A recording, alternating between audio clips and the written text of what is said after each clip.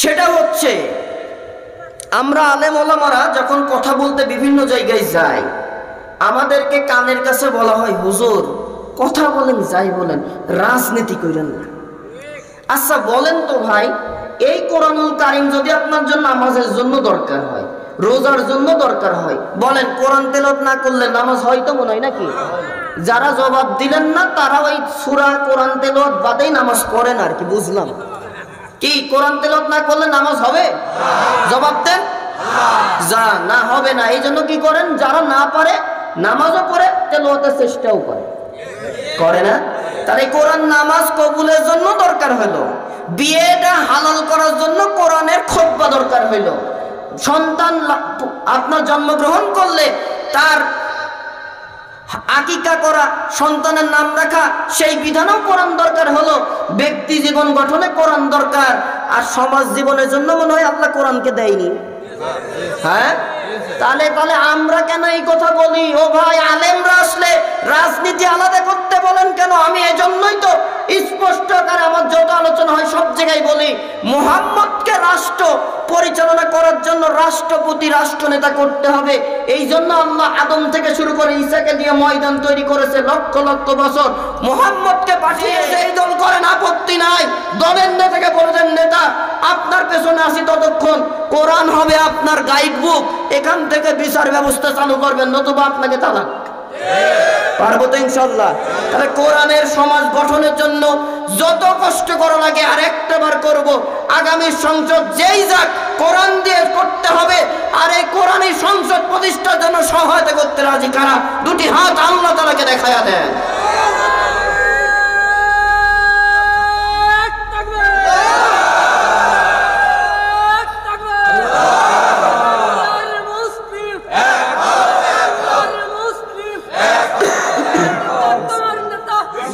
আলহামদুলিল্লাহ, আল্লাহ কবুল করো। মুহাম্মদকে পাগল বলা হয়েছিল জানেন তো? ওই সময়ে পাগল ছিল জাতীয় গালি, রসুলকে পাগল বলতো। এই সময়ের গালি হলো স্বৈরাচাররা দিয়েছে, যারাই বিরুদ্ধে কথা বলে তারাই রাজাকার। কথা কয় না কে মুসলমান? আরে ভাই, ইসলামের জন্য রাজাকার হতেও তো রাজি। এই রাজাকারেরাই তো এই বাংলাদেশের স্বাধীনতাকে ধরে রাখতে চায়। তোমরা তো ভারতের কাছে দেশকে বিক্রি করতে গিয়েছো। আর্মিদের বলে সমানে গুলি কর, ওরা বলে আমরা আর পারবো না জনগণের উপর গুলি করতে। তবে আপনার জন্য একটা সুযোগ, 40 মিনিট টাইম দিলাম, দেশ ছাড়েন, না হলে এই জনগণ যা খেপেছে আপনাকে আমরা বাঁচাতে পারবো না।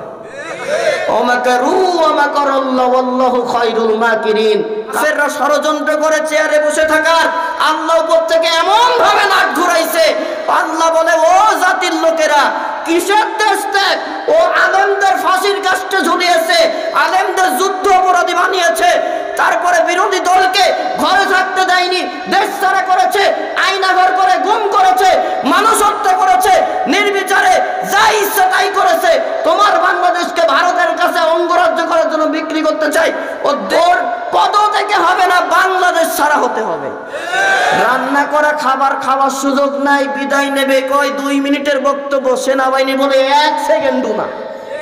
কি কথা কন নাকি? তাড়াতাড়ি ভাগেন, আল্লাহর আইনের বিরুদ্ধে গেলে দেশ ত্যাগ হতে হয়। ও মুসলমান, শিক্ষা নেন। নমরুদ একবার স্বৈরাচার হলো, পাগের লিমিট ক্রস করে আল্লাহকে ল্যাংরা পঙ্গু মশাদে দুনিয়া থেকে বিদায় করেছে। ফেরাউনকে শুটকি বানিয়ে রেখে দিয়েছে। এই জামানা জর্জ ডব্লিউ বুশকে মুসলমানের জুতার পিটা খাইয়ে বিদায় করেছে। বুশকে আর ফিরে আসছে? স্বৈরাচার হাসিনার বিদায় হয়েছে, আর ফিরে আসবে না। মুসলমান শিক্ষা নাও, কোরআনের সাথে যারা বেয়াদবি করবে, কোরআনের ওপরে যারা নিজেরা আইন প্রণয়ন করতে যাবে, তাদের এর থেকেও লাঞ্ছিত বঞ্চিত আল্লাহ তাআলা করবে। আমরা কি অপমানিত হতে চাই না আল্লাহর নিয়ামত পেতে চাই? তাহলে কোরআন থাকবে যেখানে, আমরাও থাকবো সেখানে। জি, আল্লাহ তাআলা যেই বান্দা বান্দিকে কবুল করেন তাকে দিয়ে এই মাহফিলের আয়োজন করিয়েছেন। যার পকেটের টাকা পছন্দ করেছেন তারটাই এই মাহফিলের জন্য নিয়েছেন। কথা কি ভুল বলছি না? ঠিক আছে? কোটি কোটি টাকার মানুষ, তার টাকা আল্লাহ পছন্দ করে না, নিতেও চায় না। এই জন্য তারা দেখবেন মসজিদেও দেয় না, মাদ্রাসাতেও দেয় না, কোরআনের মাহফিলে তো আগেই দেয় না। তাহলে আপনার 10 টাকা হতে পারে, কবুল করবেন কে? আল্লাহ নিয়েছেন। ভাগ্যবান না দুর্ভাগ্যা? যে আল্লাহ আমাদেরকে পকেটের টাকা নিলেন, আলোচক হিসেবে আসার, শ্রোতা হিসেবে বসার তৌফিক দিলেন। রাসূল বলেন মাজালিসুল ইলমি হিয়া রাউদাতুম মিন রিয়াদিল জান্নাহ, এই জান্নাতের বাগানে যারা ঢুকবে, যতক্ষণ থাকবে, প্রতি শ্বাস প্রশ্বাসে 10টি করে গুনাহ মাফ হতে থাকবে। সুবহানাল্লাহ। মোটামুটি রাতের খাবার তো হয়েছে, সকালের নাস্তার পর বললো হবে আর কি। একটু মুখটা খোলেন, খুলি বলেন সুবহানাল্লাহ।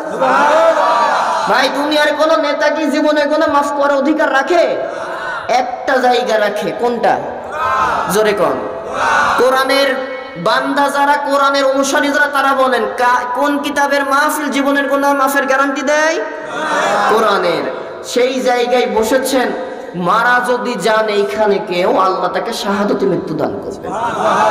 তাহলে এত বড় একটা জায়গা থুয়ে যারা এখনো বাউন্ডারির বাইরে ঘোরাঘুরি করছে, তাদের মতো কপাল পোড়ার কেউ নাই, তাই না?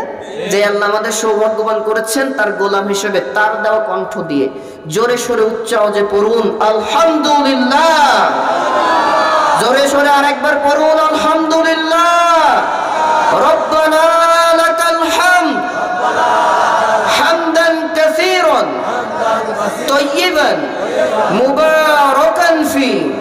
শাহাদাত আঙ্গুলি তুলে বলুন আল্লাহু আকবার কাবীরা সুবহানাল্লাহি আলহামদুলিল্লাহি লা ইলাহা ইল্লাল্লাহু আল্লাহু আকবার ওয়ালিল্লাহিল হামদ। দরুদ ও সালাম বর্ষিত হোক বিশ্বনেতা মুহাম্মদুর রাসূলুল্লাহ সাল্লাল্লাহু আলাইহি ওয়াসাল্লামের উপরে। আত্মার প্রশান্তি কামনা করছি যারা ঈমান নিয়ে চলে গিয়েছেন কবরে, বিশেষ করে 2024-এর 5 আগস্টকে কেন্দ্র করে স্বৈরাচার পতন করে যেই সকল ঈমানদারেরা, আমাদের ছাত্রছাত্রী ভাইয়েরা জীবন দিয়েছেন, আল্লাহ যাদের জীবন কবুল করেছেন তাদেরকে যেন শাহাদাতের সর্বোচ্চ মাকাম দান করেন। তাদের রক্তের বিনিময়ে এই 51% মুসলিমের রাষ্ট্র লাল সবুজ খচিত পতাকার সোনার বাংলাকে আল্লাহ যেন আগামীর ইসলামের বাংলা হিসেবে কবুল করে নেন, বলেন আমিন। মাগফিরাত কামনা করছি পূর্ব কমলাপুর বাজার গ্রামবাসী, এই বাজারে যত ব্যবসায়ী আছেন, মাহফিলে যারা এসেছেন, বোয়ালমারি থেকে দূর দূরান্ত থেকে উপস্থিত আমরা যারা হয়েছি, কোরআনের মাহফিলের ওসিলা করে আল্লাহ তাআলা যেন এখানে যতটুকু হাদিয়া দিচ্ছেন সবটুকু আমাদের সকলের আপন আপনজন যারা অন্ধকার কবরে হাজার হাজার টন মাটি বুকের উপরে নিয়ে শুয়ে আছে, তাদের কবরে যেন পৌঁছিয়ে কবরে আযাবকে মাফ করে কবরকে জান্নাতের বাগান বানিয়ে দেন, বলেন আমিন। সম্মানিত উপস্থিতি, আমাকে চাঁদ বলতেছিল যে ভাই আলোচনা করতে হবে। আমি বললাম চাঁদ তুমি তো জানো আলোচনা তো আমি যা করার 3 বছর করেই গেছি। আমি কোরআনুল কারীমের সূরা 15 নম্বর পারা সূরা বনী ইসরাঈলের 23 নম্বর আয়াতে কারিমার প্রথম একটি অংশ তেলাওয়াত করেছি। আল্লাহ তাআলা 2টা আদেশ আছে আমাদের জন্য, একবারে ডাইরেক্ট আদেশ। রাসূল, দুনিয়াতে একমাত্র ইবাদত আমি আল্লাহর করতে হবে, কোনো দরগার করা যাবে না, দুর্গার করা যাবে না, খাজা বাবার করা যাবে না, নেতার করা যাবে না। মুসলমান জান্নাতে যেতে গেলে ইবাদত হবে আল্লাহ। আর একটু আস্তে করি কোন কার? আল্লাহর। যারা আল্লাহর ইবাদত করবে, দ্বিতীয় শর্ত তারা তার মা বাবার খিদমত করবে। কতটুকু পারি আলোচনার সময় জানি না, আমাকেও পারি স্টেপ বাই স্টেপ আগাই, ঠিক আছে না? তো একটু রিকোয়েস্ট আর একটু করি আপনাদের, মাহফিলটা কিসের? কোরআন একটা মধু, কোরআনের তৌহিদি জনতারা হচ্ছে মৌমাছি। মধু এমন একটা নিয়ামত, রাসূল বলেন মধু আল্লাহ তাআলা এজন্যই দিলেন, মৃত্যু ছাড়া সব রোগের প্রধান ঔষধ হচ্ছে মধু, সুবহানাল্লাহ। আর এই মধুকে হেফাজতের জন্য মৌমাছিদেরকে দিয়ে সারা মধুটাকে জমে জমে রাখা হয় যাতে কোনো নোংরা ধুলাবালি ঢুকতে না পারে, সুবহানাল্লাহ কোন। তাহলে এখন কোরআন হচ্ছে মধু, আমরা মৌমাছি। মৌমাছি যদি মধুকে ফাঁকা রেখে বসে শয়তানকে জায়গা দেয়, তাহলে কি শয়তান পাশে থাকলে আলোচনায় মনোযোগ আসবে? মুরব্বীরা যেখানে আছে থাকেন, যারা নিজেদেরকে যুবক মনে করেন কোরআনকে উঁচু করে ধরলাম, কোরআনের কাছে আগাই আসেন। প্রত্যেককে আগাতে হবে। যারা নিজেদের যুবক মনে করেন, বৃদ্ধদেরকে আমি ডাকলাম না, মুরব্বীরা কষ্ট হতে পারে, তবে যারা যুবক নিজেদেরকে যুবক মনে করেন তারা আসেন আর একটু জিকির করুন সুবহানাল্লাহ আলহামদুলিল্লাহ লা ইলাহা পেছন থেকে আসতে হবে আল্লাহ যদি যুবক না হয় বুইরত থেকে বুইরক হইতে দিবে তো উঠতেই না পারে। এই জায়গা আসেন, এই যে এই জায়গাটা কি হয়েছে, আসেন আগান আগান সময় আসেন এই সামনে থেকে পূরণ করতে হবে ভাই। কোরআন দেখছে, কোরআন ওই কিয়ামতে আপনাকে বলবে আল্লাহ আমার আলোচনা শোনার জন্য ওই পূর্ব কমলাপুরবাসী আমার কাছে ফিরে আসছিল, এদেরকে মাফ করো। যারা চান আসেন আর জিকির করুন লা ইলাহা ইল্লাল্লাহ, আল্লাহ তুমি দয়াময় করুণা ঘেরা, আল্লাহ তুমি দয়াময় করুণা ঘেরা, তব দয়াতে ওঠে চন্দ্র সূর্য, আসমান থেকে নামে বাড়ি ধারা, আল্লাহ তুমি দয়াময় করুণা ঘেরা, লা ইলাহা ইল্লাল্লাহ, জোরে আল্লাহু আল্লাহু কি যে মধুর নাম, ঠিক না? আল্লাহ নাম বলতে কি মজা লাগে তো? জীবনের গুনাহ মাফ হবে। সকলে জবান ছেড়ে বলেন, মাফলারটা নামান আর বলেন আল্লাহু আল্লাহু কি যে মধুর নাম, ধরার তামাম মনি মুক্তাই পান্না হীরা সোনা দানাই, হয় না যে তার দাম, ঠিক না বে ঠিক? আল্লাহু আল্লাহু কি যে মধুর নাম, জোরে লা ইলাহা ইল্লাল্লাহ, সুবহানাল্লাহ, আলহামদুলিল্লাহ, লা ইলাহা ইল্লাল্লাহ, লা ইলাহা ইল্লাল্লাহ, মুহাম্মাদুর রাসূলুল্লাহ, পড়ুন সাল্লাল্লাহু। সম্মানিত উপস্থিতি, আলোচনা করব সূরা বনী ইসরাঈলের কত নম্বর আয়াত? 23 নম্বর আয়াত।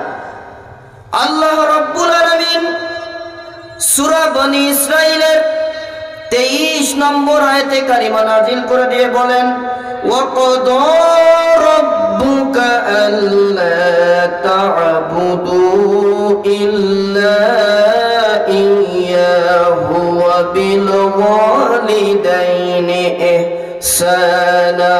আল্লাহু আকবার। আল্লাহ তাআলা তার রাসূলকে মেরাজে নিয়ে গেলেন। মেরাজ থেকে যখন ফিরিয়ে দিচ্ছেন 14টা দফা বাস্তবায়নের জন্য, 14টা কাজ করার জন্য আল্লাহ তাআলা রাসূলকে দায়িত্ব দিলেন। তার 2টা কাজ এই আয়াতে কারিমার আমি যতটুকু অংশ তেলাওয়াত করলাম এটা তো, রাসূল দুনিয়াতে গিয়ে 1 নম্বর কাজ আপনার, আপনি যেহেতু মক্কা মদিনার রাষ্ট্রপতি হবেন, রাষ্ট্র পরিচালনা করবেন, এজন্য আপনি সমাজটাকে গড়ুন। 2 বছর পর একটা শান্তির রাষ্ট্র আপনাকে উপহার দেব, যে রাষ্ট্র দুনিয়াতে আর কেউ কখনো করতে পারেনি, পারবেও না। সুবহানাল্লাহ। সেটা হচ্ছে আমরা আলেম ওলামারা যখন কথা বলতে বিভিন্ন জায়গায় যাই, আমাদেরকে কানের কাছে বলা হয় হুজুর কথা বলেন, যাই বলেন, রাজনীতি করেন না। আচ্ছা বলেন তো ভাই, এই কোরআনুল কারীম যদি আপনার জন্য নামাজের জন্য দরকার হয়, রোজার জন্য দরকার হয়, বলেন কোরআন তেলাওয়াত না করলে নামাজ হয় তো মনে হয় নাকি? যারা জবাব দিলেন না তারা ওই সূরা কোরআন তেলাওয়াত বাদেই নামাজ পড়েন আর কি, বুঝলাম কি? কোরআন তেলাওয়াত না করলে নামাজ হবে? জবাব দেন যা না, হবে না। এই জন্য কি করেন, যারা না পারে নামাজও পড়ে, তেলাওয়াতের চেষ্টাও করে না। তার এই কোরআন নামাজ কবুলের জন্য দরকার হলো, বিয়েটা হালাল করার জন্য কোরআনের খুতবা দরকার হইল, সন্তান আপনার জন্মগ্রহণ করলে তার আকিকা করা, সন্তানের নাম রাখা, সেই বিধানও কোরআন দরকার হলো, ব্যক্তি জীবন গঠনে কোরআন দরকার। আর সমাজ জীবনের জন্য মনে হয় আল্লাহ কোরআনকে দেয়নি। হ্যাঁ, তাহলে আমরা কেন এই কথা বলি? ও ভাই, আলেমরা আসলে রাজনীতি আলাদা করতে বলেন কেন? আমি এজন্যই তো স্পষ্ট আকারে আমার যত আলোচনা হয় সব জায়গায় বলি, মুহাম্মদকে রাষ্ট্র পরিচালনা করার জন্য রাষ্ট্রপতি, রাষ্ট্রনেতা করতে হবে। এই জন্য আল্লাহ আদম থেকে শুরু করে ঈসাকে দিয়ে ময়দান তৈরি করেছে লক্ষ লক্ষ বছর। মুহাম্মদকে পাঠিয়ে যেই নবীর গায়ে মশা মাছি বসা হারাম ছিল, হারাম ছিল না? মশা মাছি রাসূলের গায়ে বসছিল? বসেনি। সেই নবীর গায়ে তায়েফে দাওয়াত দিতে গেছে, মার খেয়ে গায়ে দাগ হয়ে গেছে। আম্মা জান আয়েশা বলেন, ইয়া রাসূলুল্লাহ, আপনার এত সুন্দর চেহারায় কালো কালো দাগগুলা কিসের? আপনার কি গুটি বসন্ত হয়েছিল? রসুল কান্না করে আর বলেন, আরে আয়েশা, আমি মুহাম্মদের গায়ে গুটি বসন্ত হারাম ছিল, মশা মাছি বসা হারাম ছিল, এইসব আমার গায়ে নাজায়েজ, বসবে না। তাহলে ইয়া রাসূলুল্লাহ, এই দাগগুলা কিসের? কয়, তাই আয়েশা রে, এই দাগের কথা আমাকে জিজ্ঞাসা করো না, করলে আমি সহ্য করতে পারি না। আমি একত্ববাদ আল্লাহর দাওয়াত দিতে, ইসলামের দাওয়াত দিতে তায়েফে গেলাম। তায়েফের মানুষগুলা বড় আশা নিয়ে গেলাম, তারা আমার দুধমা হালিমার দেশ, 5টি বছর শৈশবকাল কেটেছে, তারা আমার দাওয়াত গ্রহণ করবে। কিন্তু আয়েশা, তারা দাওয়াত গ্রহণ তো করলোই না, উল্টা আমাকে পাগল বলে আখ্যা দিল। সম্মানিত উপস্থিতি, মুহাম্মদকে পাগল বলা হয়েছিল জানেন তো? ওই সময়ে পাগল ছিল জাতীয় গালি, রসুলকে পাগল বলতো। এই সময়ের গালি হলো স্বৈরাচাররা দিয়েছে, যারাই বিরুদ্ধে কথা বলে তারাই রাজাকার। কথা কয় না কে মুসলমান? আরে ভাই, ইসলামের জন্য রাজাকার হতেও তো রাজি। এই রাজাকারেরাই তো এই বাংলাদেশের স্বাধীনতাকে ধরে রাখতে চায়। তোমরা তো ভারতের কাছে দেশকে বিক্রি করতে গিয়েছো। আল্লাহ তোমাদের এই জমিন থেকে গজবের সাথে তাড়াইছে এমন ভাবে। ওরা বলল, আমি 2 মিনিটের ভাষণ দেব জাতির উদ্দেশ্যে, মনে আছে কথা? ইউটিউবে যাবেন, রান্না করে রাখছে পোলাও, কোরমা, বিরিয়ানি, ছাত্রদেরকে মেরে রক্তের উপরে পা দিয়ে হেঁটে ওই স্বৈরাচার খানা খাবে, বিরিয়ানি, মুরগির রোস্ট, মাছ রান্না। আল্লাহ তাআলা ওর খাওয়ার বরাদ্দ করেনি। পুলিশদের, আর্মিদের বলে সমানে গুলি কর, ওরা বলে আমরা পারবো না জনগণের উপর গুলি করতে, তবে আপনার জন্য একটা সুযোগ, 40 মিনিট টাইম দিলাম, দেশ ছাড়েন, না হলে এই জনগণ যা খেপেছে আপনাকে আমরা বাঁচাতে পারবো না। কাফেররা ষড়যন্ত্র করে চেয়ারে বসে থাকার, আল্লাহ উপর থেকে এমন ভাবে নাক ঘুরাইছে। আল্লাহ বলে, ও জাতির লোকেরা, কিসের দেশ ত্যাগ? ও আলেমদের ফাঁসির কাস্টে ঝুলিয়েছে, আলেমদের যুদ্ধ অপরাধী বানিয়েছে, তারপরে বিরোধী দলকে ঘরে থাকতে দেয়নি, দেশ ছাড়া করেছে, আয়নাঘর করে গুম করেছে, মানুষ হত্যা করেছে, নির্বিচারে যা ইচ্ছা তাই করেছে। তোমার বাংলাদেশকে ভারতের কাছে অঙ্গরাজ্য করার জন্য বিক্রি করতে চাই। ওর পদ থেকে হবে না, বাংলাদেশ ছাড়া হতে হবে। রান্না করা খাবার খাওয়ার সুযোগ নাই, বিদায় নেবে কয় 2 মিনিটের বক্তব্য, সেনাবাহিনী বলে 1 সেকেন্ডও না। কি কথা কন নাকি? তাড়াতাড়ি ভাগেন, আল্লাহর আইনের বিরুদ্ধে গেলে দেশ ত্যাগ হতে হয়। ও মুসলমান, শিক্ষা নেন। নমরুদ একবার স্বৈরাচার হলো, পাগের লিমিট ক্রস করে আল্লাহকে ল্যাংরা পঙ্গু মশাদে দুনিয়া থেকে বিদায় করেছে। ফেরাউনকে সুট্টি বানিয়ে রেখে দিয়েছে। এই জামানা জর্জ ডব্লিউ বুশকে মুসলমানের জুতার পিটা খাইয়ে বিদায় করেছে। বুশকে আর ফিরে আসছে? স্বৈরাচার হাসিনার বিদায় হয়েছে, আর ফিরে আসবে না। মুসলমান শিক্ষা নাও, কোরআনের সাথে যারা বেয়াদবি করবে, কোরআনের ওপরে যারা নিজের আইন প্রণয়ন করতে যাবে, তাদের এক টাকাও লাঞ্ছিত বঞ্চিত আল্লাহ তাআলা করবে। আমরা কি অপমানিত হতে চাই না আল্লাহর নিয়ামত পেতে চাই? তাহলে কোরআন থাকবে যেখানে, আমরাও থাকবো সেখানে। অনেক আইন দেখেছি, আর কোনো আইন নাই। এবার আল্লাহর আইন দিয়ে আল্লাহর রাষ্ট্র চালাতে হবে। এর জন্য আমাদের ঐক্যবদ্ধ থাকতে হবে। রাজি আছেন তো মুসলমান? তাহলে আগামীর বাংলাদেশ ইসলামের বাংলাদেশ, আগামীর বাংলাদেশ কোরআনের বাংলাদেশ। যে যেই দল করেন আপত্তি নাই, দলের নেতাকে বলছেন নেতা আপনার পেছনে আসি, ততক্ষণ কোরআন হবে আপনার গাইড বুক, এখান থেকে বিচার ব্যবস্থা চালু করবেন, নতুবা আপনাকে তালাক। পারবো তো ইনশাআল্লাহ? তাহলে কোরআনের সমাজ গঠনের জন্য যত কষ্ট করা লাগে আর একটাবার করব। আগামী সংসদ যেই যাক, কোরআন দিয়ে করতে হবে। আর এই কোরআনী সংসদ প্রতিষ্ঠার জন্য সহায়তা করতে রাজি কারা? 2টি হাত আল্লাহ তাআলাকে দেখায়া দেন।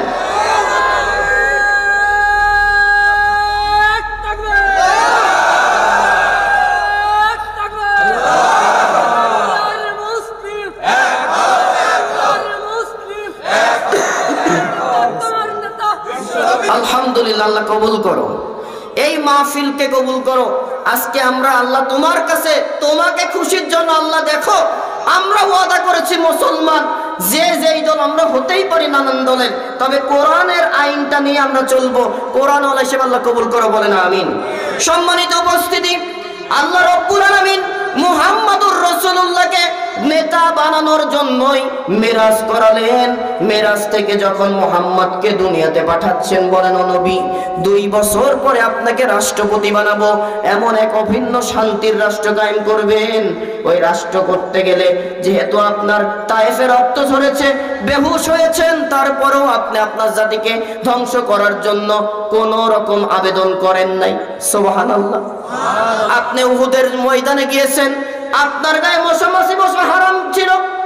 ইয়া রাসূলুল্লাহ, আপনার শরীরে কোনোদিন গুটি বসন্ত হয়নি, ফোটপাসরা হয়নি, সেই নূরের শরীর।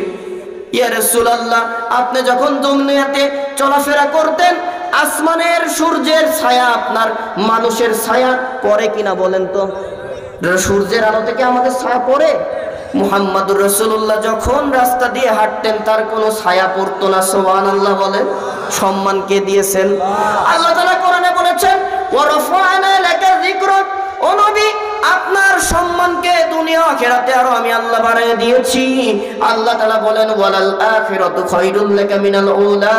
ও নবী, দুনিয়াতে যা দিলাম, পরকালে আপনার আরো বেশি দেওয়ার জন্য তৈরি করে রাখলাম। সুবহানাল্লাহ।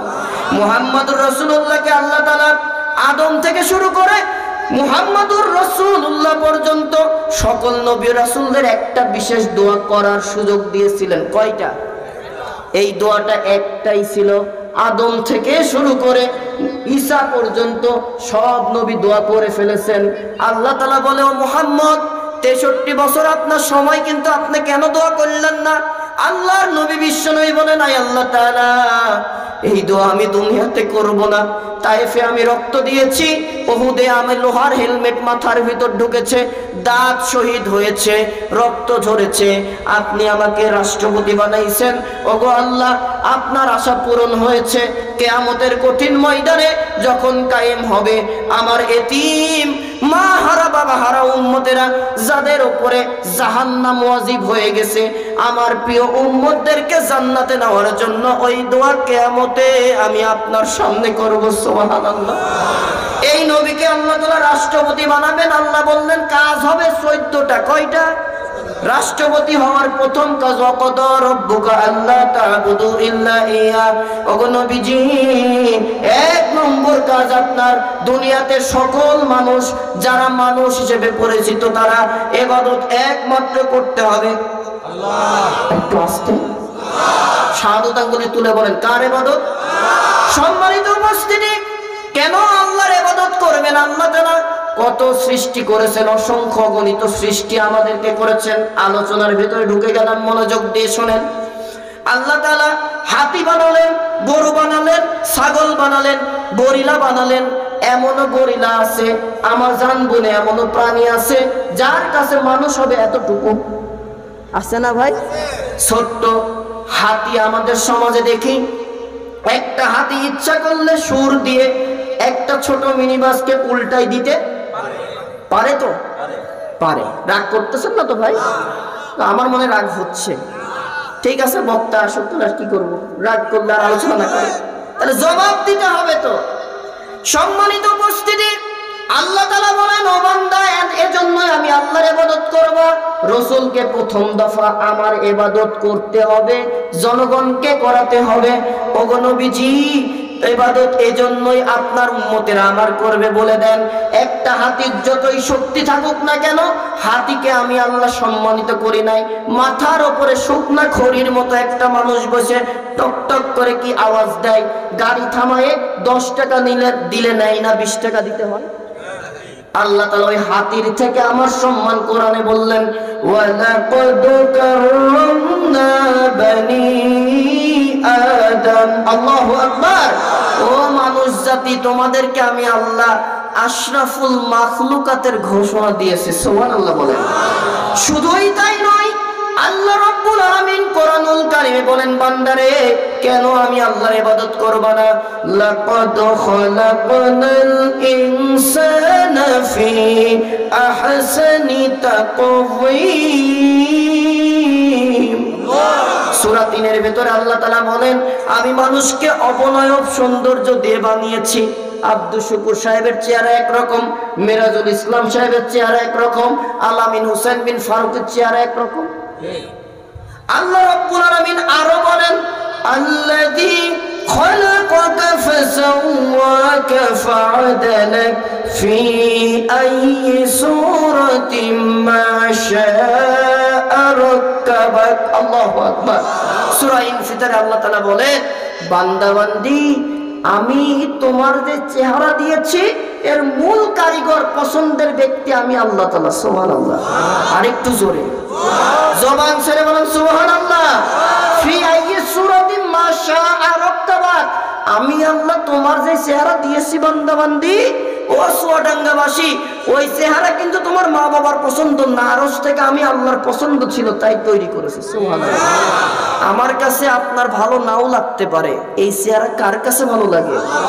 এত কিছু আল্লাহ কোরআনে জানাই দেয়, তাও বান্দা নামাজের কাতারে শামিল হয় না, তাও আল্লাহর আইন মানে না। আল্লাহ দেয় বাচ্চা, আর উনি খাজা বাবার কাছে যায় গরু দিয়ে কই বাচ্চা দাও, করে না ভাই? কেন এত বলতে কৃপণতা করেন কেন? এই আপনার চুয়াডাঙ্গা থেকেই তো এইরকম দরবারের লোকের সংখ্যা বেশি। সম্মানিত উপস্থিতি, এইবার আসেন আল্লাহ তাআলা আরো বলছেন, কোনো সমস্যা নেই। ও কুষ্টিয়াতেও আছে না, আমরা তো না করছি না। আমাদের কুষ্টিয়া তো একটা বড় জাতীয় না, ইন্টারন্যাশনাল পর্যায়ে নাপাক আছে লালো। এই জালেম সরকারের পতনের পরে একটা কাজ হয়েছে, খুব ভালো লাগছে। সারা দেশ থেকে ভণ্ড যত মাজার ছিল, দেখছেন না ইউটিউবে, সব উৎখাত হয়েছে। আল্লাহর শুকরিয়া। আমরা অন্তত এতটুকু চাই, যারা প্রকৃতপক্ষে আল্লাহর ওলি তাদের মাজার সংরক্ষিত থাকবে, মাজার জিয়ারত হবে, সমস্যা নাই। তবে যারা ভণ্ড, কিসের গোরাইসাত, কিসের পাগলা, কিসের লেন্টার, কিসের ছাগল বাবা, কোন রকম মাজারের পূজা চলবে না, কবর পূজা চলবে না, পীর পূজা, এই 91 মুসলমানের রাষ্ট্র হবে না।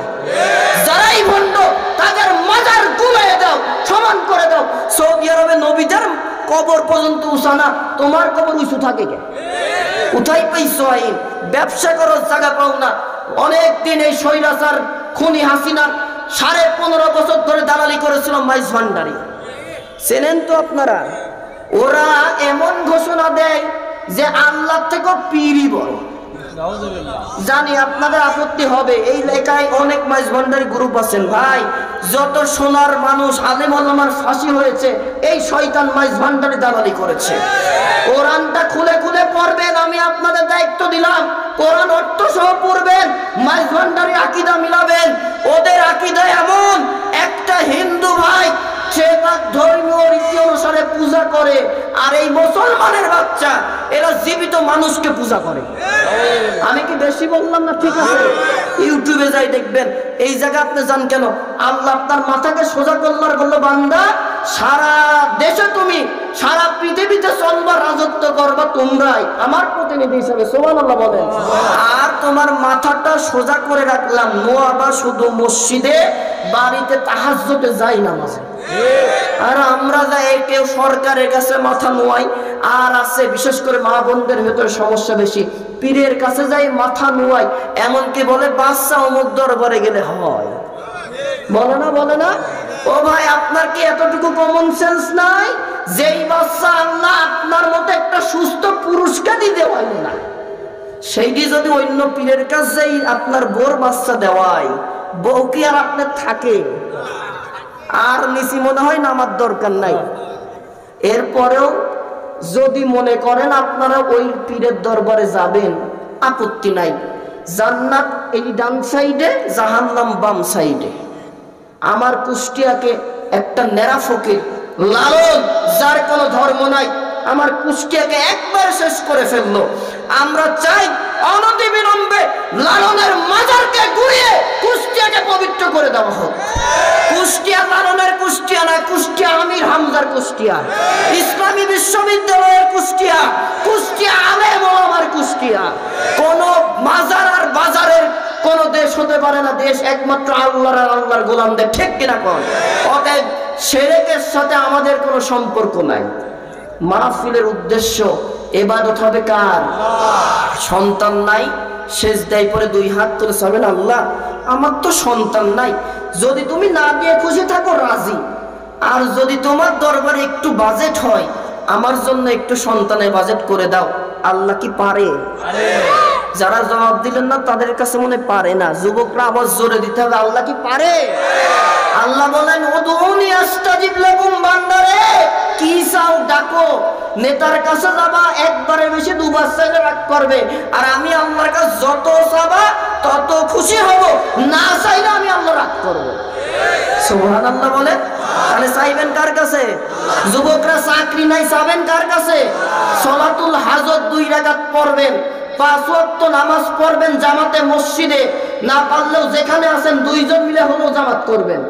এরপরে সালাতুল হাজত পড়বেন, প্রয়োজনের নামাজ, 2টা হাত তুলে বলবেন, আল্লাহ সন্তান যদি তোমার বাজেটে থাকে আমাকে দিবা, একটু দাও আমার ভালো লাগে। দেখবেন আল্লাহ তাআলা আপনার জন্য দিয়ে দেবে। শর্ত একটা, শিরক করা যাবে না। শিরক কি? আল্লাহর যে ক্ষমতা আছে তার সাথে কোনো কিছুকে সমতুল্য করা যাবে না। আর যেই পীর সাহেব আপনি যাবেন সমস্যা নাই, পীর সাহেবের কাছে গিয়ে যদি আপনি নামাজ শেখেন, রোজা শেখেন, আর পীর যদি আপনার হাদিয়ার আশা না করে, পীর বলবে বাবা আসছো, জান্নাত দেওয়ার মালিক আমি না, কিয়ামতে সুপারিশও আমি করার অধিকার রাখি না, কিছু আমল দিলাম করো, তোমার নিজের আমলে তুমি মাপ পাবা, বুঝবেন এটা অরিজিনাল পীর।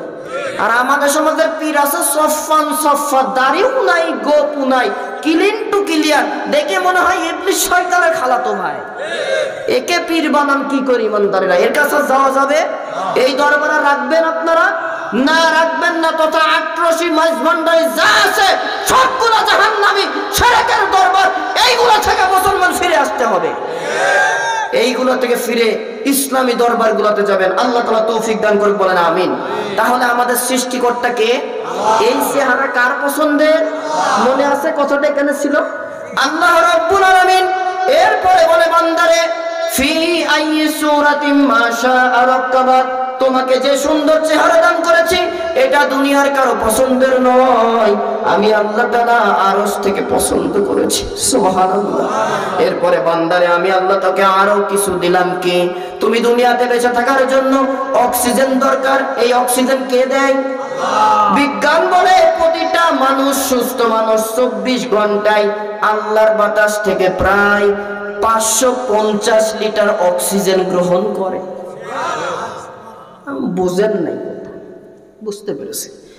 আমার মতো সুস্থ মানুষ, সুস্থ না হলে তো এখানে আসতাম না। আসতাম? আপনারা সুস্থ না হলে এখানে আসতেন? ও মুসলমান কথা কন নাকি? আসতেন? সুস্থ না হলে হসপিটালের বেডে থাকতেন। এই সুস্থ মানুষ বাতাস থেকে একদিনে কত লিটার অক্সিজেন পায়? 550 লিটার। এর বিলটা কত জানেন আপনি? যারা লাইফ সাপোর্টে থাকে তাদের কাছে যে জিজ্ঞাসা করবেন, এক এক দিনে বিল হয় 40,000 টাকা কমপক্ষে। তাহলে আমার মতো একটা মানুষ বাতাস থেকে যে অক্সিজেন প্রতিদিন নেই, বিল কত? Please look at me. মাদ্রাসার ছেলেরা এসেছে, আলহামদুলিল্লাহ। আল্লাহ তাআলা এদের সকলকে কবুল করুক, দ্বীনের খাদেম হিসেবে কবুল করুক, বলেন আমিন।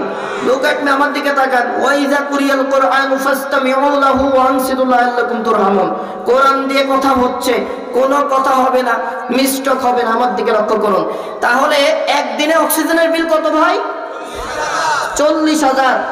এখানে 60 বছরের কেউ আছেন নাকি? একটু হাত তোলেন তো, যার বয়স 60 বছর। আলহামদুলিল্লাহ, হাত নামান। এই যে স্টেজে সবাই লক্ষ্য করুন, 60 বছরের একটা মানুষ 365 দিয়ে গুণ করেন কতদিন হবে? প্রায় কয়েক হাজার বা লক্ষ হবে। মনে করেন 1 লক্ষ দিন হইল। এবার এক এক দিনে 40,000 টাকা আল্লাহর অক্সিজেনের বিল, 1 লক্ষ দিয়ে গুণ করেন। ক্যালকুলেটর হিসাব দিতে পারবে না ও ভাই। এই 1 লক্ষ দিন তথা 60টা বছর প্রতিদিন আল্লাহর 40,000 টাকার অক্সিজেন নিয়েছেন, তারপরেও আল্লাহ বিল তো নেয়নি। আল্লাহর অক্সিজেন নিয়ে বেঁচে থেকে আপনি আল্লাহর আইনের বিরোধিতা করে গেছেন। করা যাবে? মুখের ভেতরে কথা বলার জন্য আল্লাহ দেশে দাঁত কয়টা করে দাঁত থাকে ভাই? না, 32টা সবার থাকে না, 28টা থাকে। দাঁতের মূল্য আছে কত জানেন তো? এক একটা দাঁতের দাম মনে করেন 20,000 কই। 28টা দাঁতের দাম কত হয়? বিরক্ত হচ্ছেন না তো ভাই? তাহলে 28টা দাঁত কত লক্ষ টাকার? এবার দাঁতের মর্মটা কি আমি একটু বুঝাই। মনে করেন এই 5 কমলাপুর কান্তপুর সারাই ওদিক চলে যান, একদম ভৈর গ্রাম আছে না, গ্রাম অঞ্চলে তো আর ইমাম মুয়াজ্জিন খতিব আলাদা হয় না, যেই ইমাম সেই মুয়াজ্জিন সেই খতিব সেই খাবে। তো ছাত্র মানুষ মাদ্রাসার ছেলে বাছাই করে নিয়ে নামাজে রাখাইছে। এখন তো সময় স্বল্প, তো ইমাম সাহেব যে কোনো পড়ালেখার কাজে মাদ্রাসা থেকে আসতে দেরি, জোহরের আজান হয় 1টার সময়, ঠিক আছে না, 1টা আজান দিতে হবে। এখন ইমাম সাহেব দেখে আজান দিতে গেলে গোসল হয় না, গোসল করতে গেলে আজান দেওয়া যায় না, কি করা যায়? মুরব্বী মানুষ যারা হয় সচরাচর নামাজিরা আগে আগে চলে যায়, মসজিদে থাকে। আমার কুষ্টিয়াতে থাকে, এখানে থাকে কিনা আমি জানি না। মনে করেন 1টায় আজান, উনি 1:45 মসজিদে এসে বসে থাকে, আছে না এরকম? মুরব্বী এবার প্রতিদিন আজান দেওয়ার সুযোগে থাকে, পায় না। ইমাম সাহেব বলে, হুজুর চাচা মিয়া গোসল করতে হবে, গোসল করতে গেলে তো নামাজ পাবো না, আজকে আপনি আজানটা দেন। এবার মুরব্বী বলে, সুযোগ কোনোদিন পাইনি, আজ পাইস ঠেকাই কিনা। মাইক টক টক করে খুলেই আজান দিচ্ছে, আল্লাহু আকবার আল্লাহু আকবার। কথা কি বুঝছেন তো? ইমাম গোসলে নামবে, ফিরে এসে বলে, চাচা দাঁড়ান, মাইক বন্ধ করেন, আপনার সম্মান দিয়ে আমি আজান দিতে দিলাম, আপনি আল্লাহ না বলে আব্বা বলেন কে? কয়, হুজুর ভুল বলেন না, আমি আল্লাহই বলছি, কিন্তু আমার দিক টাকা দেখেন, দাঁত নাই, আব্বা বেড়ালি করবো কি? কথা কি বুঝলেন ভাই? তাহলে আল্লাহ আপনি বলবেন ঠিকই, দাঁত না থাকলে জাতি আব্বা শুনবে। ও মুসলমান, এই দাঁত না দিলেই মারামারি দিনই 5 থেকে 7 বার হইতো। দাঁত দিয়েছে কে? তাহলে এই দাঁত দিয়ে খাবার মসনে মসনে খান, আল্লাহর প্রশংসা আদায় করতে ইচ্ছা করে না? সম্মানিত উপস্থিতি, এইবার আসুন, আমরা যদি আল্লাহ তাআলার প্রশংসা আদায় করি, আল্লাহ কি করবেন? লাইন শাকারতুম লাযীদান্নাকুম ওয়া লাইন কাফারতুম ইন্না আযাবী লাশাদীদ। আল্লাহু আকবার। সূরা ইব্রাহিমের 7 নম্বর আয়াতে কারিমা নাজিল করে দিয়ে আল্লাহ তাআলা বলেন, লাইন শাকারতুম লাযীদান্নাকুম, যারা আমি আল্লাহর নিয়ামত ভোগ করার পরে আমি আল্লাহ অক্সিজেন দিয়েছি, আমি আল্লাহ তাআলা চলাচলের শক্তি দিয়েছি, আমি আল্লাহ তার হায়াত নামে নিয়ামত দান করেছি, কথা বলার জন্য মুখের ভেতরে সুন্দর সুন্দর 28 বা 32টা দাঁত দিয়েছি। সুবহানাল্লাহ। একটু আস্তে সুবহানাল্লাহ, আর একটু আস্তে। সবাই বলেন, আল্লাহ যেই মুখে সুবহানাল্লাহ বলবে না, ওই মুখে যদি তুমি বুবা করো তো পড়াতেও পারো। এবার দেখি, জোরে বলেন সুবহানাল্লাহ। মাশাআল্লাহ, লস হয়নি, লস হয়নি। যতবার সুবহানাল্লাহ বলেছেন, আসমান থেকে জমিনের ফাঁকা জায়গা আল্লাহ পূর্ণ নেকি দিয়ে ভরে দিয়েছে। সুবহানাল্লাহ। বুখারীর হাদিস, এটা বুখারীর হাদিস। যারা যত বেশি সুবহানাল্লাহ আলহামদুলিল্লাহ বলবে, আসমান থেকে জমিনের ফাঁকা জায়গা আল্লাহ নেকি দিয়ে ভরাই দেয়। তাহলে আল্লাহ বললেন, যা নিয়ামত দিলাম, সুস্থ করে বাঁচিয়ে রাখলাম, 2টা হাত দিলাম, 2টা পা দিলাম, 2টা সুস্থ চোখ দিলাম, কথা সুন্দর হওয়ার জন্য কি দিলেন? জোরে কোন? দাঁত। এরপরে বিবেকবান দিলাম, পাগল করলাম না, অ্যাবনর্মাল করলাম না। একটু তাকাই দেখবেন, রাস্তায় রাত আমরা যখন 1টা 2টা গাড়ি নিয়ে ঢুকি, অনেক পাগল ল্যাংটা হয়ে ঘুরে বেড়াই। আল্লাহ ইচ্ছা করলে আমাকে করতে পারতেন না, আল্লাহ সুস্থ রাখলেন। আল্লাহ বলেন, এত কিছু চিন্তা করে যারা আমি আল্লাহর ইবাদত করবে, নিয়ামতের শুকরিয়া তথা আমি যা আইন দিয়েছি মেনে নিতে হবে। 5 ওয়াক্ত নামাজ পড়বেন, নামাজি সমাজ প্রতিষ্ঠার জন্য কাজ করবেন। এই কাজ যারাই করবে, আল্লাহ বলেন, লাযীদান্নাকুম, তাদের নিয়ামত বাড়িয়ে দেব। কেমন নিয়ামত বাড়াবো? কেমন প্রশংসা করব? 1 নম্বর, দুনিয়াতে তাদের জীবনে গুলো মাফ করে দেব।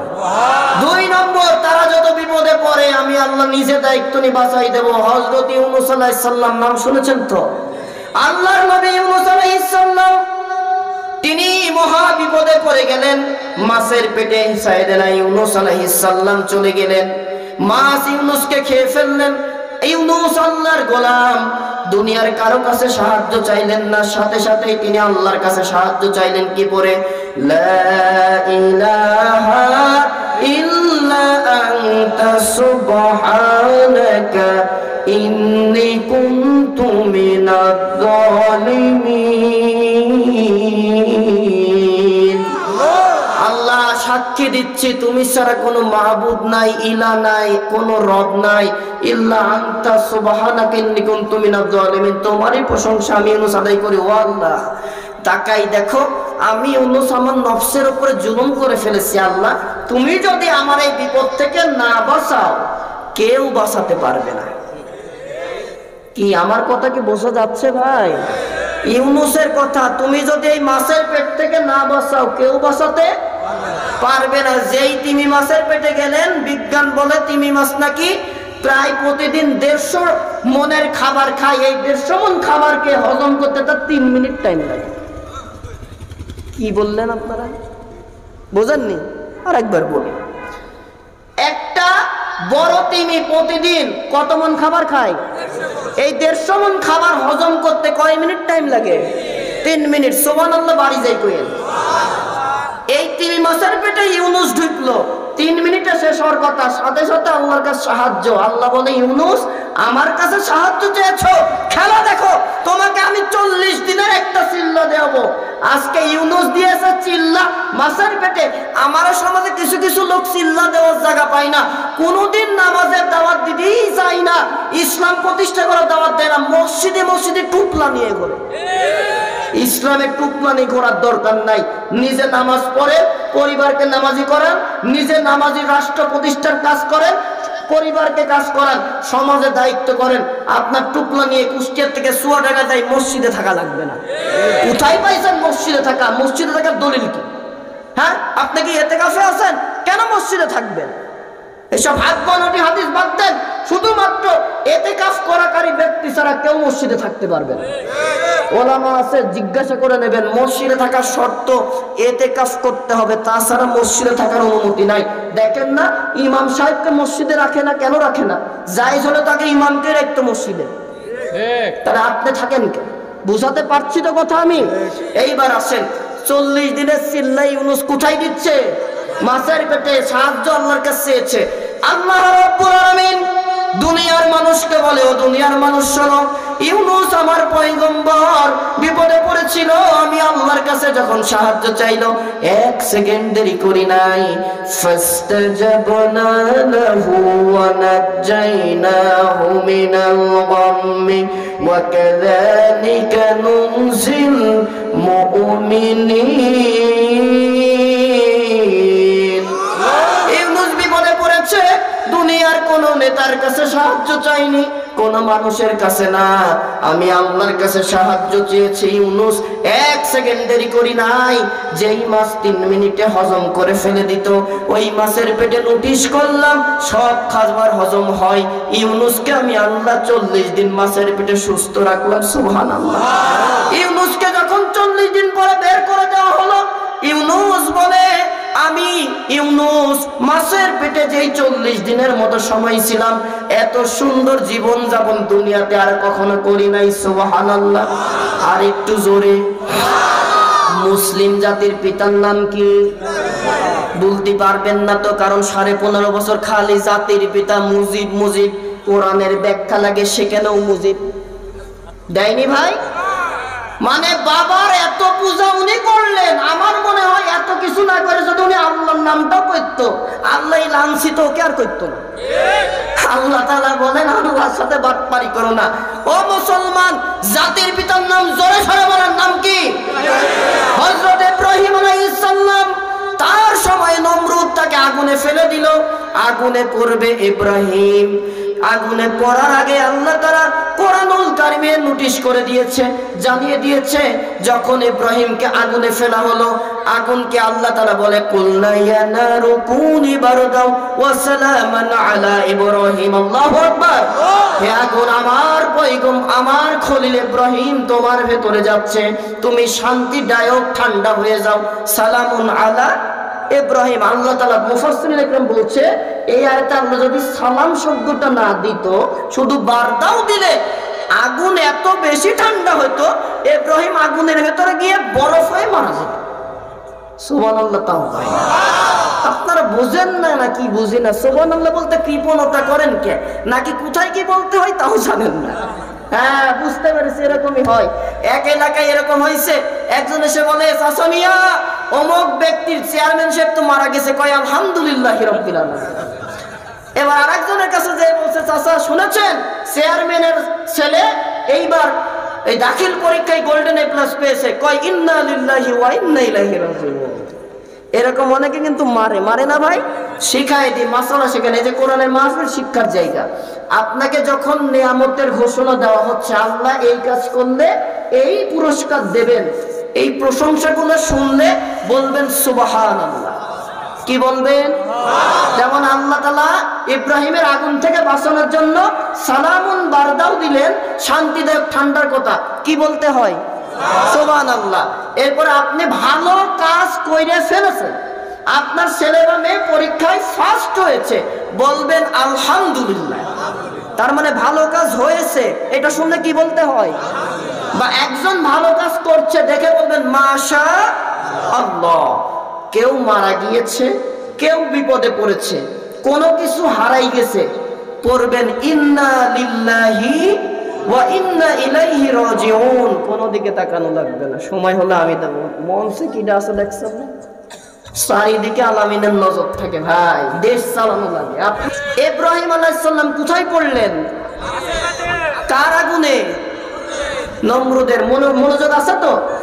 হযরত ইব্রাহিম আলাইহিস সালাম নমরুদের আগুনের ভেতরে পড়ে গেলেন। আল্লাহ তাআলা আগুনকে নোটিশ করলেন, বারদাউ ওয়া সালামান আলা ইব্রাহিম, ও আগুন ইব্রাহিমের জন্য আরামদায়ক ঠান্ডা হয়ে যাও। সুবহানাল্লাহ বলেন। ইব্রাহিমকে যখন বাঁচিয়ে দেওয়া হলো, আগুন নমরুদ বড় উঁচা জায়গা থেকে ইব্রাহিমকে আগুনে ফেলার পরে আগুনের দিকে তাকায়, দেখে ইব্রাহিম চমৎকার ভাবে সুন্দর ভাবে আছে, নড়ে না পুড়ে না, কিচ্ছু কষ্টও জ্বালা পায় না। নমরুদ আগুনকে ডাক দিয়ে বলে, ওরে আগুন, এতদিন ধরে তোকে প্রজ্বলিত করলাম, তোর কি তেজ কমে গেল? আল্লাহ তাআলা আগুনের আওয়াজকে খুলে দিলেন। মুফাসসিরিন ইকরাম বলছে, আগুন জবাব দিল, ও নমরুদ, আমার তেজ আছে না নাই, তুই আর তোর সাম্রাজ্য সৈন্যবাহিনী নিয়ে আয়, দেখাই দেব, কিন্তু আমি এই ইব্রাহিমের একটা পশম পুরানোর অধিকার রাখি না। কার ফায়সালা? আল্লাহ তাআলা এবার ইব্রাহিমকে মুক্ত করলেন আগুন থেকে। সাইয়েদনা বাবা ইব্রাহিম আলাইহিস সালাম বললেন, আমি ইব্রাহিম যতদিন দুনিয়াতে বেঁচেছি, ওই নমরুদের তৈরি করা আগুনের ভেতরে যতদিন ছিলাম, প্রায় 40 দিন, আমি এত সুন্দর ভাবে ছিলাম, দুনিয়াতে আর কোনোদিন এত সুন্দর জীবন অতিবাহিত করি নাই। সুবহানাল্লাহ। আল্লাহ তাআলা বলেন, ও দুনিয়ার বান্দা, ও পূর্ব কমলাপুর বাজারের মাহফিলের শ্রোতা, ও পর্দার আড়ালের মা বোনেরা, আলোচনা উলামা ইকরাম করছেন, আজকে থেকে তোমরা যদি আল্লাহর ইবাদত করার জন্য নিজেরা প্রস্তুত হয়ে যাও।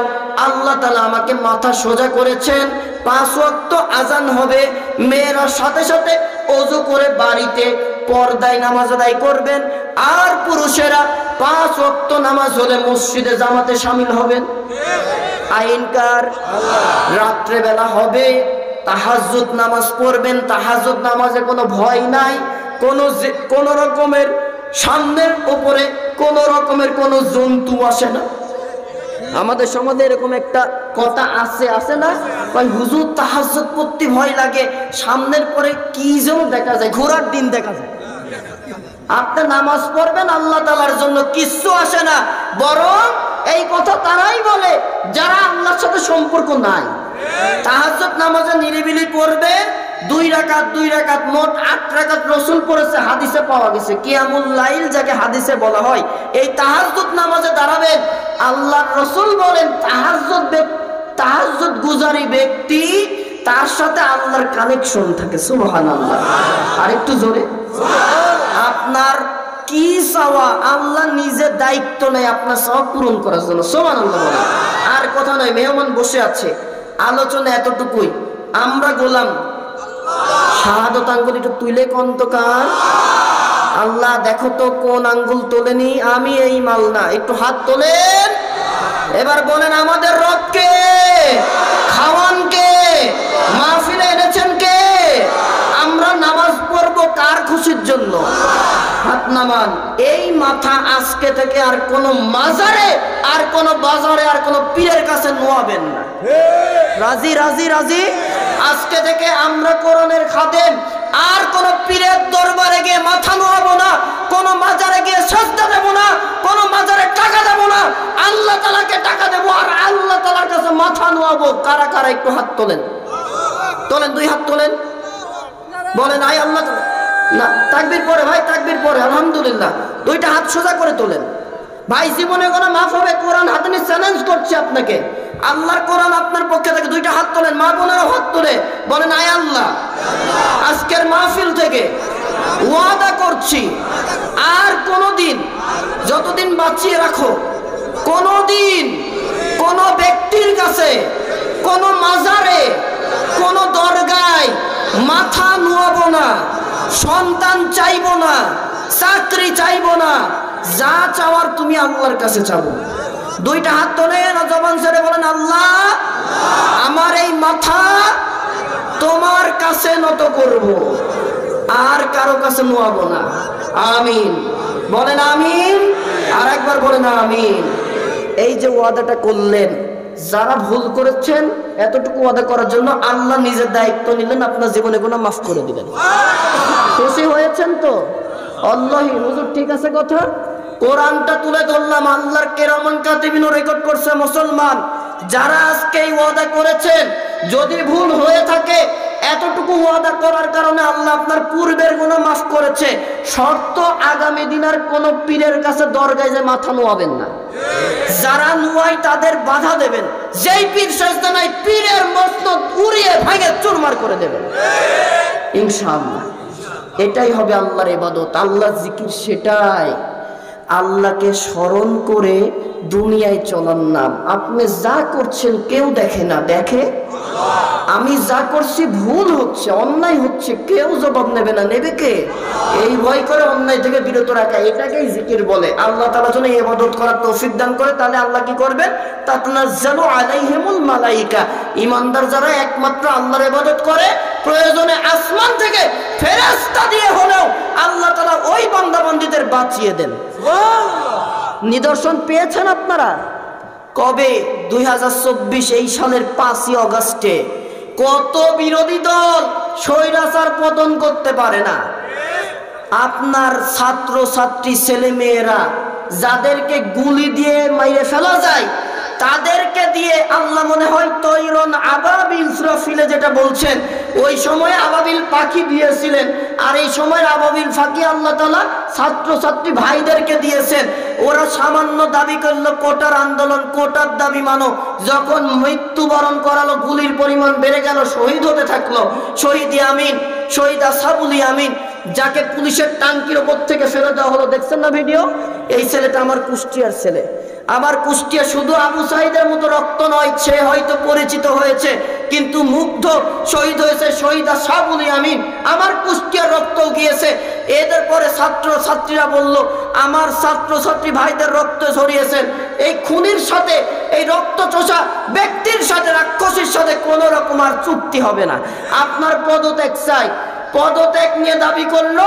আল্লাহ তাআলা কোন দিক থেকে 5ই আগস্ট বেলা 12টায় সারা দেশের প্রত্যেকটা জেলায় এমন গণ অভ্যুত্থান আল্লাহ তৈরি করালেন। ও ভাই, আল্লাহ সাহায্য। তাতানাজ্জালু আলাইহিমুল মালাইকা, ফেরেশতা দিয়ে আল্লাহ তাআলা এই জনগণকে সাহায্য করে বেলা 2টার ভেতরে স্বৈরাচারের পতন করিয়েছে। যেই আল্লাহ আপনাকে বাঁচাতে পারে, শুধুমাত্র আল্লাহর উপর তাওয়াক্কুল করবেন, প্রয়োজনে শহীদ হবেন, বাতিলের কাছে মাথা নত করবেন না। আগামী দিন কোরআনের পক্ষে থাকবো, কোরআনের জন্য জীবন দিতে প্রস্তুত, বাতিলের কাছে মাথা নত করব না। আল্লাহ আমার জীবনে গুনাহ মাফ করে জান্নাতে নেওয়ার দায়িত্ব আল্লাহ নিজে নিয়ে নেবে। সুবহানাল্লাহ। এই পক্ষে আমরা থাকবো ইনশাআল্লাহ। কারা কারা কোরআনের পক্ষে থাকবেন? দুইটা হাত তুলে আমাকে দেখা।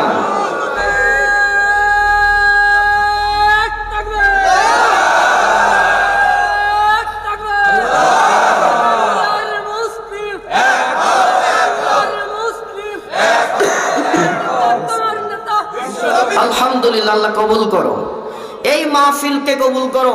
আজকে আমরা আল্লাহ তোমার কাছে, তোমাকে খুশির জন্য আল্লাহ দেখো, আমরা ওয়াদা করেছি মুসলমান, যে যেই দল আমরা হতেই পারি নানান দলের, তবে কোরআনের আইনটা নিয়ে আমরা চলবো। কোরআন ওয়ালা হিসেবে আল্লাহ কবুল করো, বলেন আমিন।